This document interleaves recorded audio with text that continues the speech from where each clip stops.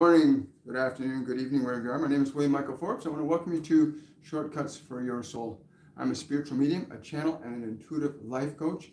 And today I have with me my guardian angel, John, and the subject is the necessity for discernment. And this can be very interesting to really look at what that means, the necessity for discernment. And we're going to get into that in just a moment. We're going to give people some chance to come on live with us. And I just have to get access here to my system.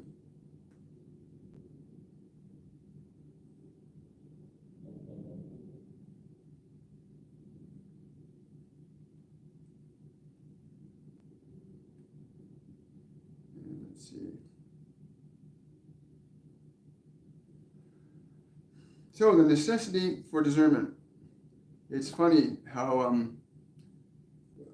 people don't really understand what is meant by the term the necessity for discernment. I mean, discernment is the ability to differentiate between one thing or another effectively. That's essentially the bottom line to what discernment is: discerning truth from falsity, love from fear, and anger from patience. Learning to discern between one thing or another. In the context of today, we're referring specifically to the discernment between your soul, your mind, your emotions, and your body. This level of discernment is essential for being able to establish a clear understanding of what it is your function is here in relation to your mind, to your emotions, and to your body. Your creative process cannot be effectively understood nor carried out. That is, your reason for being in this physical dimension cannot be properly understood nor carried out unless you can make a clear discernment between who you are, what your thoughts are, what your emotions are, what your body is, and the role that each of these aspects.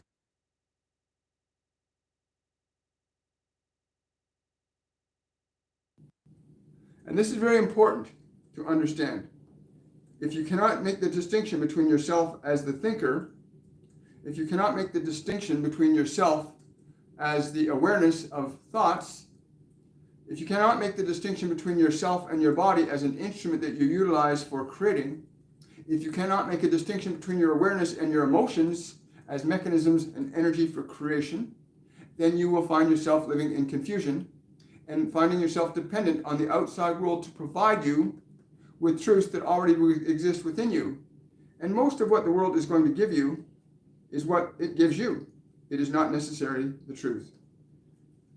My goal in coming through William today is very simple: to give you the simple understanding that your awareness, the part of you that's perceiving and interpreting the words that you are hearing in your mind through these sound waves being projected at you through these devices, that your awareness that is hearing these words, hearing them being translated by your thoughts, by your mind, that awareness that is you is the one that is designed to have authority over your thoughts, authority over your emotions, authority over your body, and authority over your creative process in this world. Those of you that have not understood this and find yourself subjective to your thoughts, subjective to your body, subjective to your emotions, will find yourselves confused and often misled by information provided to you by the world, because you do not have that faculty of discernment, which is awareness, your awareness being able to clearly, concisely identify what you know to be true, what you know to be false, what you know to be right, what you know to be wrong, what you know to be good, what you know to be evil. And only from the perspective of awareness can you make that distinction, knowing which is true and which is false. So what then is your mind? What are these things you call your thoughts? Most of you think they are your thoughts, but most of the thoughts that you have are not even yours. Most of the thoughts you have were given to you, and you accept them as an aspect of you. Many of you think that your thoughts are intrinsically who you are, and nothing can be more in error than that. your thoughts are simply information stored in your physical mechanism called your brain, acquired through the 5 physical senses of sight, sound, touch, taste, and smell. And these faculties are clearly something that you can distinguish between. You can smell and be aware that you smell. You can be aware that you see something with your eyes. You can be aware that you touch things with your hands. You can be aware of those things. But your awareness can also be aware of certain thoughts, certain concepts, certain memories. But your awareness is a separate and distinct entity that functions and utilizes thought, but is not designed or meant to be subjective to them.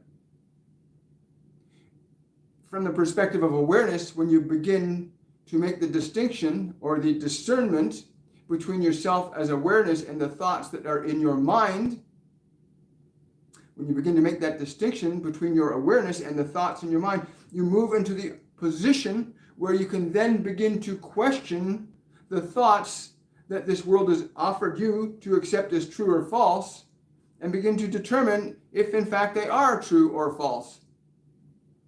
For what others say to you or what others do not say to you may be true or false. And only you, from the perspective of awareness, can make an accurate distinction of that truth. If you are given a premise that certain things are true, as you were raised in that body and told this is true, and you find yourself in life finding out that that is not true, you have a conflict, and you then either fight for the truth that you were given and maybe not true at all, or you learn to question the truth that you have and consider other possibilities as a means of identifying and determining who you are, what your truth is, and what shall be that which guides you forward in your life. For most of you are guided forward by what you have been taught, not by what you actually know. And many of you believe that what you've been taught is what you only know and that there's nothing else. And some of you find yourself hopelessly entangled in thoughts and emotions and physical conditions that you were trained to carry out, and find yourself trapped in those, not knowing what to do. But from the perspective of awareness, the beginning process of order and freedom can begin to be discovered when you, as the awareness, are able, and you are always able, to make a distinction between your thoughts and your awareness, yourself and your thoughts.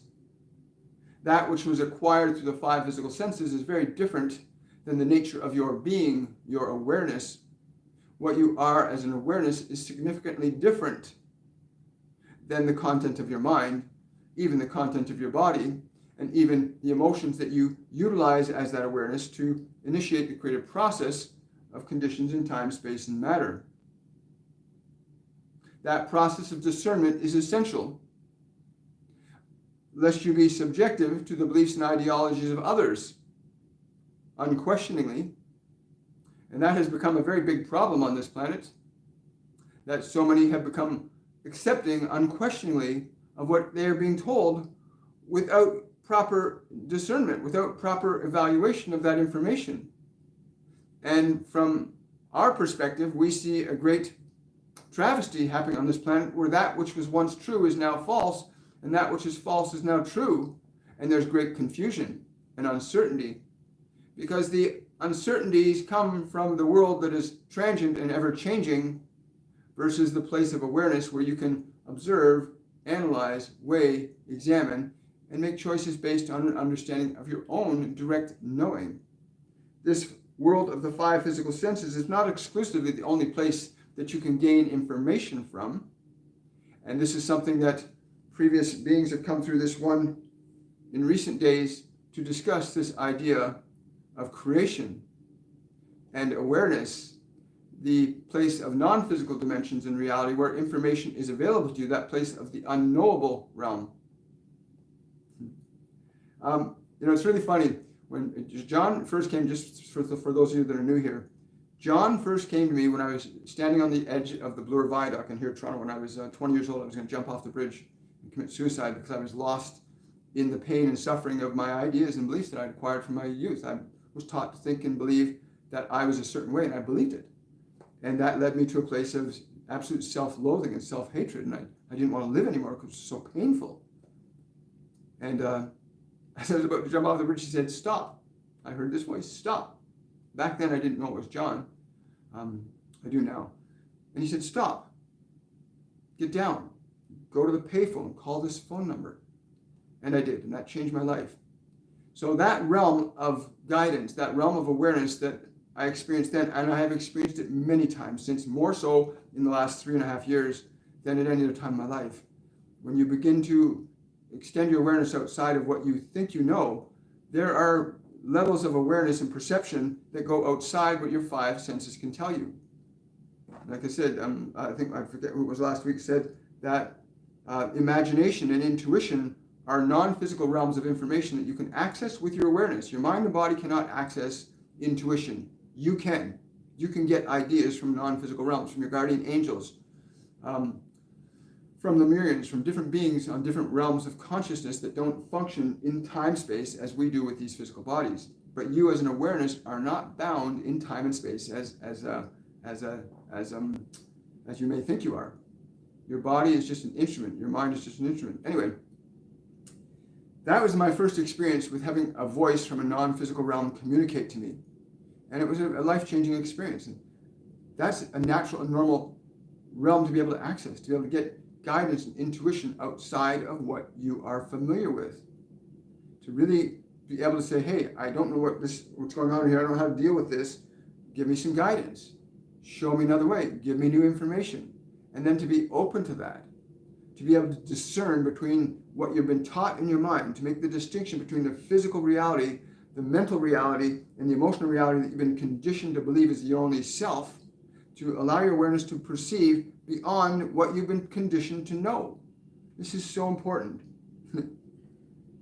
Yeah, he said it took me almost 45 years to begin that process of really understanding these non-physical realms, that there are these realms of consciousness that are beyond what your eyes and ears can see or hear. Now, Master Jesus talks about that when he says you have to learn to have eyes that see and ears that hear. And he was not referring to your physical eyes, because he said a lot of people have eyes, but they can't see. A lot of people have ears and they can't hear. Right? Because he's not talking about hearing what's of the world, but hearing from the spirit, hearing from the source, hearing from the different realms of consciousness that are available to us when we learn how to shift our perception. Yes, it is funny that so many people don't realize that they have that information available to them all the time, but haven't been taught a process for learning how to move your awareness out of your thoughts, out of your emotions, out of your body self, and tap into these realms of awareness and consciousness that are beyond the confines of your 5 physical senses. In our mediumship program, we focus very diligently on establishing that awareness for you, helping you get to that place where you become aware that there are dimensions of experience, time and space, that are outside of what you know through your 5 physical senses. Yes, very fascinating. So that process of discernment is necessary. For humanity at this time, that level of discernment is an absolute necessity. It's an absolute necessity to be able to make the distinction between your thoughts, your emotions, your body, and your awareness.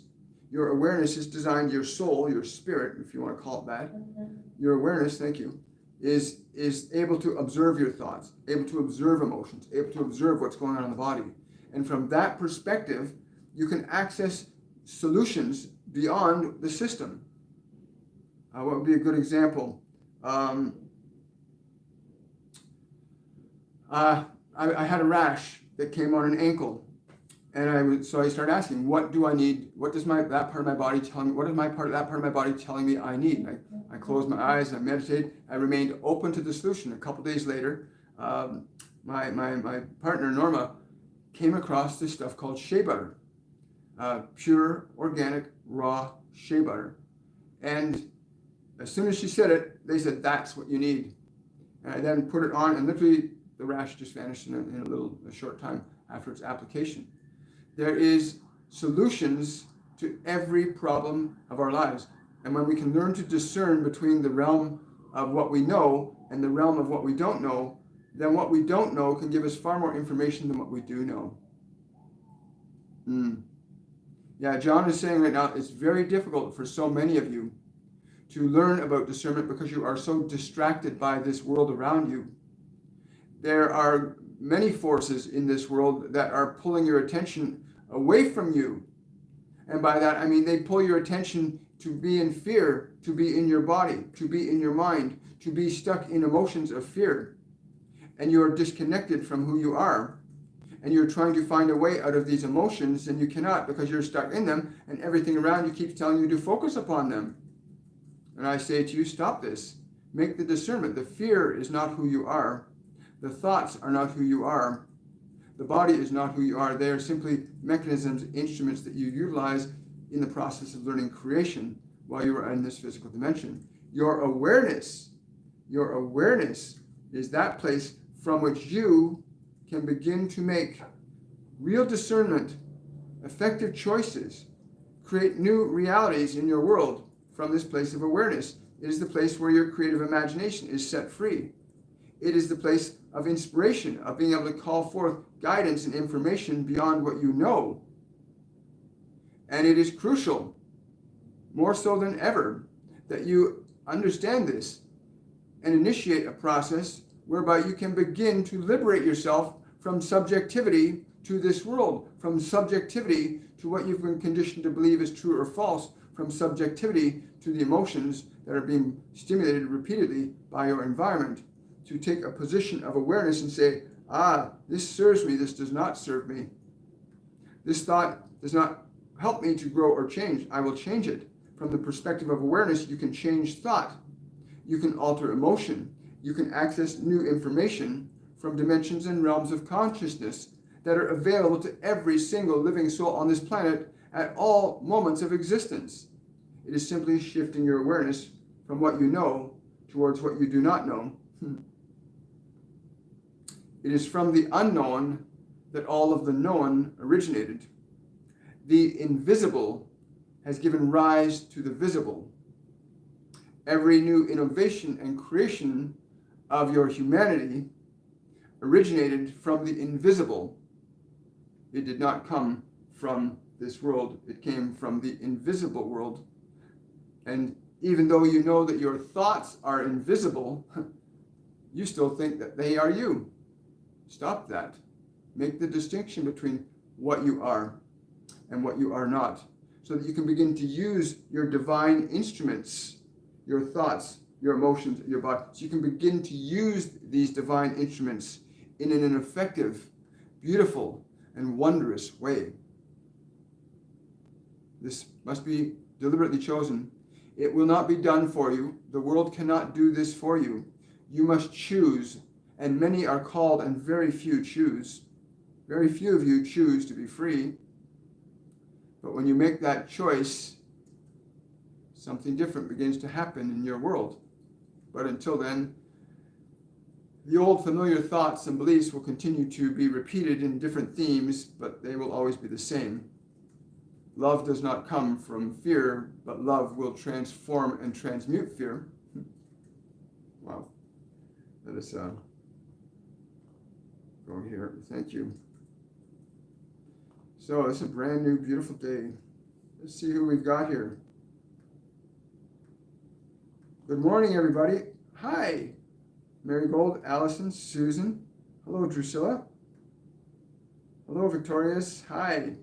Question from Magnet for my guardian angel. What does true and false mean from your perspective? True is that which is in alignment with my highest expression of myself. That which is true allows me to expand and cultivate my awareness and my creative expression in time and space freely, where I gain definite proof and evidence that my creative process produces very precise results. That which is false does not allow me to know that. That which is false prevents me from learning to know and understand that which I can do or cannot do, to know my limitless potential. Anything that would restrict or inhibit me from articulating my highest expression of myself is false. I like that. Thank you very much, Magnet. Question from Drusilla. Is everyone's truth different and their own? From the perspective of what you truly are, your expression in this physical dimension is designed to be extremely unique. You did not come here to express yourself as one conglomerate of consciousness. You came here to express a unique extension of what you are into this expression of time and space. So from the perspective of awareness, while there are certain universal similarities in terms that you are all of one consciousness, your individual nature allows you to articulate your awareness of that consciousness in a unique and distinct way. You did not all come here to be the same. You came here to have an experience that was unique to your awareness of it through that physical mechanism, which can never be duplicated nor repeated throughout all of creation.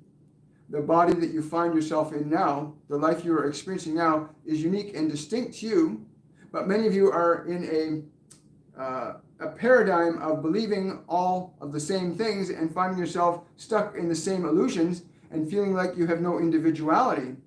But that is only because you are caught up in the world as it has presented itself to you, as those in the world, especially those in positions of authority, have told you to think or feel or believe unquestioningly, and you now find yourself as an amorphous conglomerate, unable to really make a distinction between one or the other, and never really feeling fulfilled. But when that time comes, where you awaken to who are you, that question, who am I as awareness?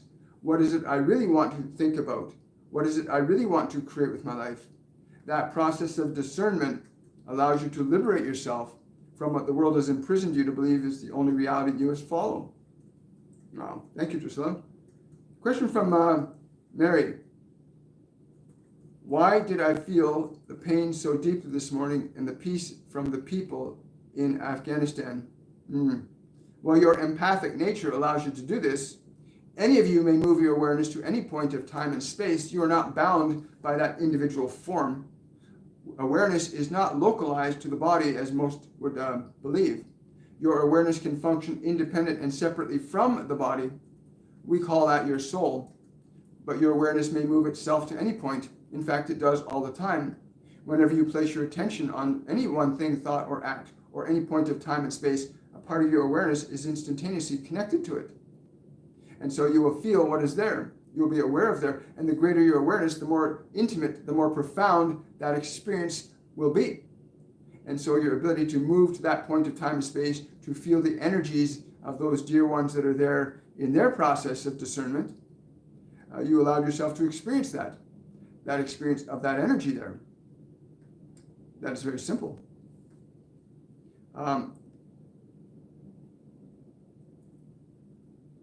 Okay, there we go. Question from Tina. Hello, Tina. My daughter and I experienced a low vibe energy in spirit yesterday just outside our home. I saged and asked for Archangel Michael's help. What else do I need to know? John is saying the most powerful thing you can do to disperse that energy is joy. Go into a state of joy rather than into a state of fight. Go into a state of joy and articulate that. Let your body laugh. Let your body dance. Let your body sing. Be very conscious that you are engaging this energy of joy. Be conscious and allow your mind and body to feel that energy as you bring it through. That energy will reorganize and displace that energy. You must understand that energy can neither be created nor destroyed, but it can be changed from one vibrational state to another. So this energy that you felt, this low vibe energy, when you impart your joy into that space, it changes that. It changes it very easily.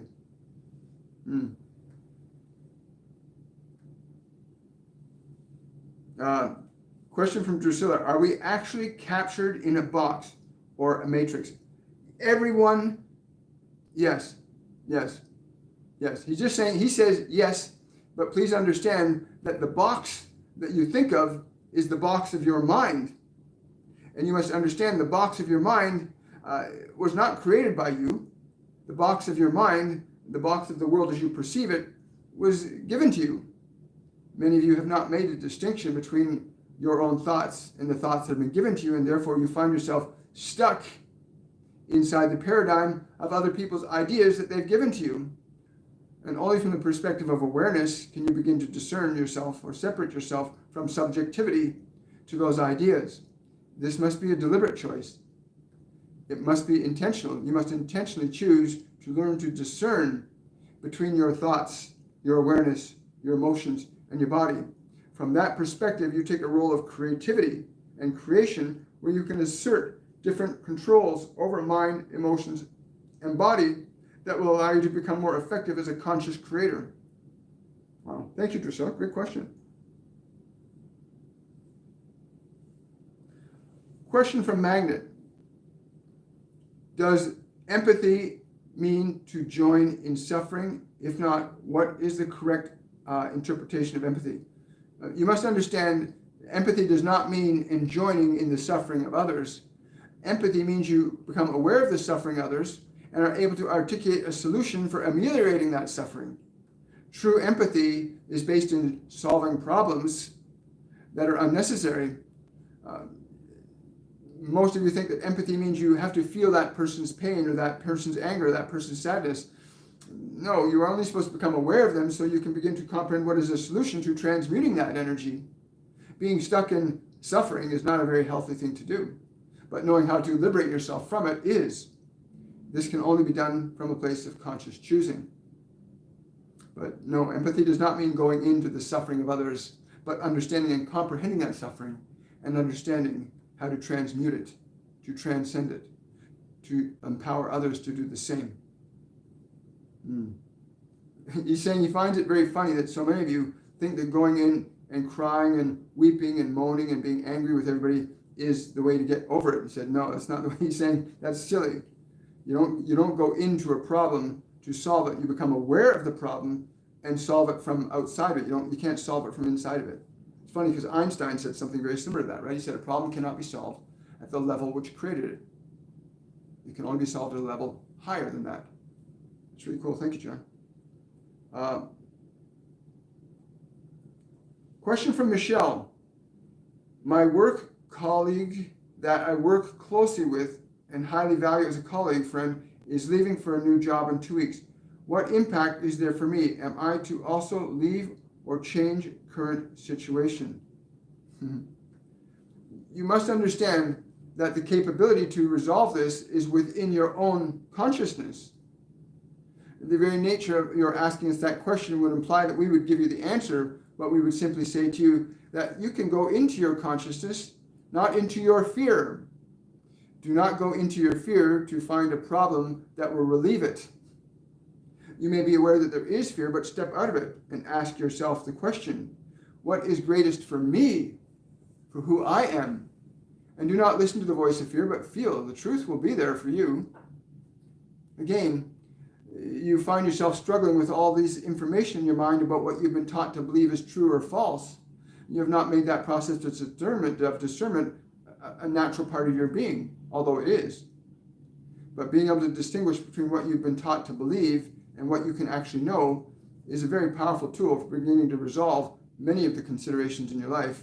They will no longer be viewed as problems, but you will recognize them as solutions, being able to discern one from another, knowing, well, this is not in alignment with me, and this is. There is a feeling, not an emotion. There is a feeling that goes with knowing the truth. Whereas when you are uncertain, there's usually an emotion based on acquired beliefs. But that place of feeling that you say, I know this is not in alignment with my being, with who I am. And you will discover that very quickly, because you're already asking us that question, which tells us that you're in the process of being able to learn to discern deliberately. It's necessary to learn to discern, for the world has not taught you that. There are not many mechanisms in this world that have taught people to discern the truth of their own being, the nature and source of whom what you are.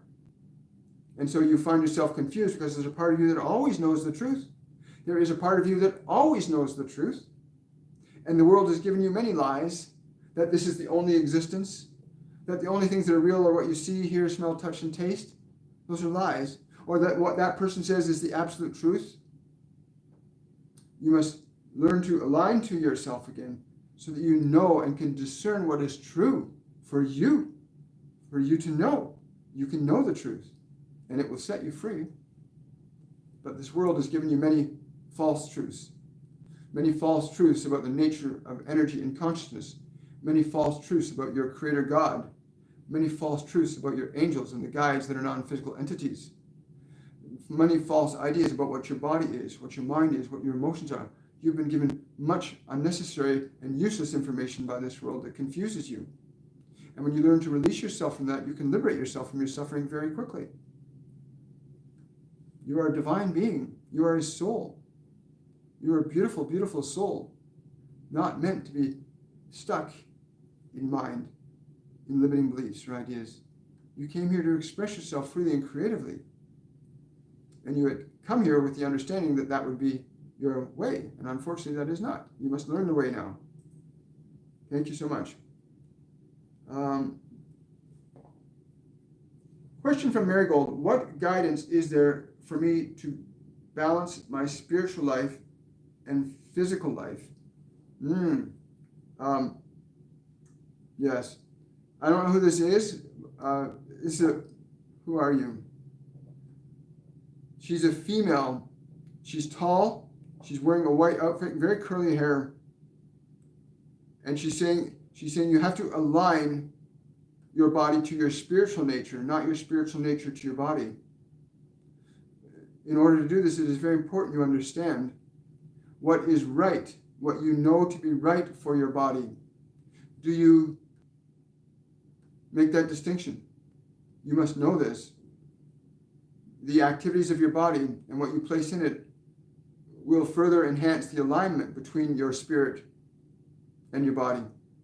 What it is you place into the body, what you do with the body, will either bring it closer to your spirit or further from your spirit. It will make it more useful to you or less useful to you. What you do with your body, what you feed it, how you take care of it, will either spiritualize it, that is to align it with you, or separate it further from you, which always is suffering. There are many of you that are suffering physically because the separation between your knowledge of what is right, what is wrong, what is true, what is false, what is good, what is evil is so great that your body suffers. You frequently make choices not based on who you are as a soul, but you make choices based on the pleasure of your senses exclusively. And this, of course, limits you to experiencing the effects of this world as they are, and not the creative process of your own soul. Wow. Thank you so much for that super chat, Marigold. I really appreciate it. Mary, I really appreciate that. Yeah, I love that too. Question from Wanjema. What is the best way to be aware when you are dreaming? Well, I got this. This feels like Saint Germain coming through for you, Wanjema. He said the best way is to pick a symbol that for you means being awake. He's saying to choose a symbol that for you means being awake. He's showing me something as a circle with like a starburst coming, like a sunlight rays shining through a circle. When you go into your place to stay aware, separate and distinct from your mind, it is very important to have a symbol that you can stay aware of that is not attached to this world. The symbol is only to keep you aware that you are aware. And when you are aware that you are aware, then release the symbol and you will know that you are. From that perspective of awareness, you are then liberated to explore other realms. Many of you in your meditations will find yourselves, you think your body has fallen asleep.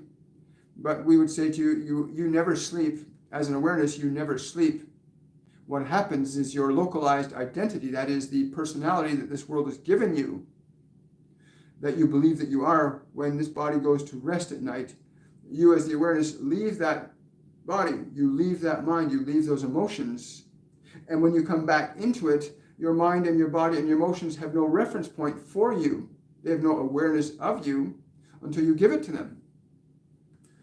You may also consider, as you lie in bed at night, to shift your awareness to decide to look down upon your body, that you are going to look and see your body below you as you are sleeping. Make a decision, and you make that decision repeatedly until finally it happens, because your body learns in very precise and specific ways, as does your mind.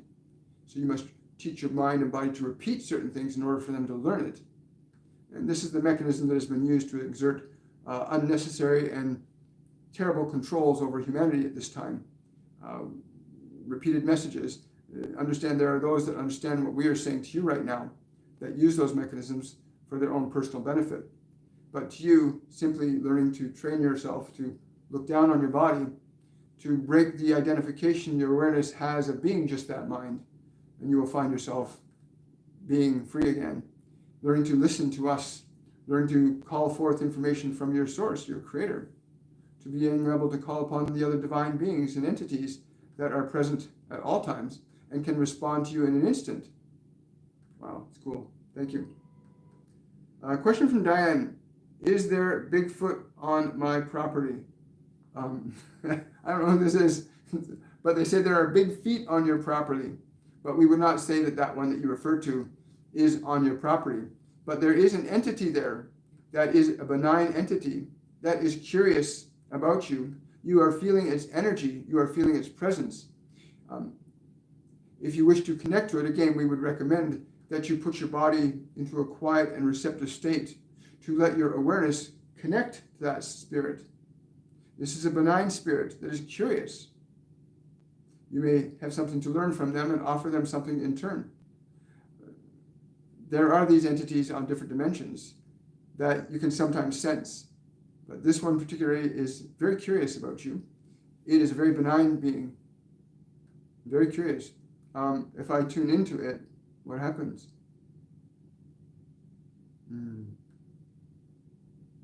He's wanting to know the distinction between love as a human and love as his energy. Interesting. Cool. Well, let us know when you do that meditation, Diane, and connect with that being. Question from Sunny. Any guidance on financial abundance in our life, please? We seem to be working harder and harder, but the dream of being free keeps going on further. I'm going to share something that I was taught 2 years ago. And there's a book you might want to get. That'll be really, really helpful for you.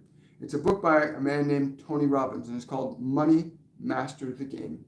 I highly recommend you get that book. That book will show you the steps you need to take to recondition your mind and your thoughts and your actions to an abundance vibration. If you're not living in abundance right now, it's only because your mind and your body have been conditioned not to. There's nothing wrong with you. There's nothing wrong with any of us. It's just that our minds and bodies have been conditioned to function in contradiction to what is our highest sense of who we are. But get that book, Money Master the Game, and follow it. There's some very simple things in there, and I can assure you, if you follow that book, your life, your financial life, will begin to change rapidly. Right? Rapidly. One of the things in that book he suggests at a certain point is learning how to put a certain amount of money away. Every time money comes in, putting a certain amount away. Every time money comes in, no matter what. Anyway, you read the book. It changed my life from that perspective in profound ways. It changed our way we live and how we do things. So I encourage you to get that book from a third dimensional perspective. It's necessary. You have to be able to, I don't care who you are, if you don't learn how to change your mind, don't learn how to change your emotions, don't know how to change your body, then you're going to be subjective to it. You're not going to be able to solve any problems. And only from the perspective of who you are as a soul can you do that. Only from the awareness perspective of who you are as a being, as awareness, aware of your thoughts, aware of your emotions. You have to be able to make that discernment. As John has been saying throughout this, the discernment is necessity. It's necessary that you learn to make a distinction between yourself as awareness, between your thoughts and your awareness, between your awareness and your emotions, between your awareness and your body. Your awareness is different than them. Your awareness was designed to govern them, not be subjective to them. And I'm so grateful for the guidance and the love and the compassion that's been extended to me by my guardian angels, the ascended masters, and many others, and that have helped me walk through this to make that discernment, because there's so much in this world that wants to trap you to it. There are so many people that gain from your suffering that it's ridiculous.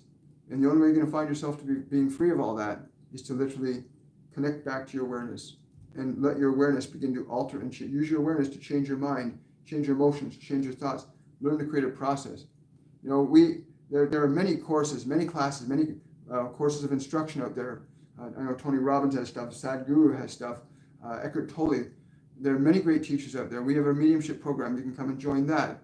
Learning how to discern yourself, your awareness from your mind, your emotions, and your body is the most important step in learning proper discernment.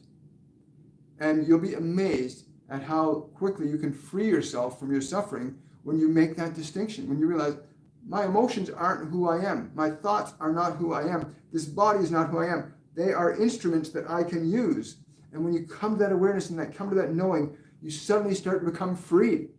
And I cannot tell you how incredible it is to feel free. But you can discover it. Get involved in schools or trainings that teach you these higher truths of who you really are. So you don't have to suffer because of what the world's telling you. I mean, this whole world has become a big machine of fear right now. And it's terrible. And people are stuck in it and they're suffering. It's unfortunate. And it doesn't have to be that way. And you don't have to be in that paradigm. So please, get educated, get learning. Know who you are. Yes. Question, one more. I'll take one more question from Daniela. Will my business trip be free of dangerous rainfall?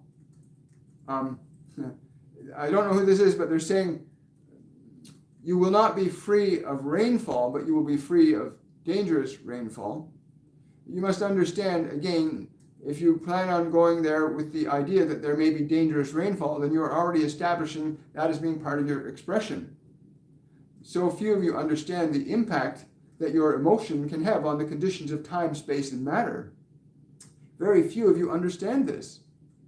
The effects that you, as awareness, can have upon the creative process of this physical world. The very nature of emotional energy is that it affects matter. The very nature of emotional energy is that it affects matter. So go joyfully on this trip, excitedly on this trip, gleefully on this trip, and you will have no concerns whatsoever. Thank you, Danielle. That's a great question. Wonderful. Great questions today all around, everybody. This is so important. I want to ask you guys, for those of you that are new here, please remember to subscribe to the channel. Click the notification bell so you know when we come live. We come live Mondays, Wednesdays, and Fridays at 10 a.m. To 11 a.m. on Shortcuts for Your Soul. That's Eastern Standard Time. And we go live again for a meditation part of our program called Supernatural Saturday on Saturdays at 11:30 a.m. So please subscribe, click the notification bell so that you'll know when we come live and you can participate in the meditation program as well. Also, for those of you that are watching, I see we've got a number of people. Please give this video a thumbs up. Give it a like. Give it a thumbs up. And yeah, if you want to know more about our courses and our classes and our training, we have our Mediumship 101 program beginning this Saturday, August the 28th. There's still time to register. You can go to my website, williammichaelforbes.com/courses. So please take the time to go register. These courses will alter your understanding of who you are in a most profound and simplistic way. And you'll also be able to connect to your guardian angels, etc. It'll be a lot of fun. If you got any other questions or concerns, please leave in the comment section. We'll get to them when I can get to them. I want to say much love to all of you. Thank you for coming out today. And we will see you.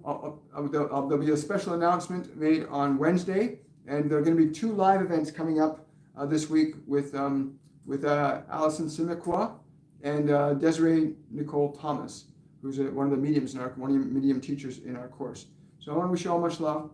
And I'll post all those announcements, the dates and times of those later today. Much love, everybody. Bye for now.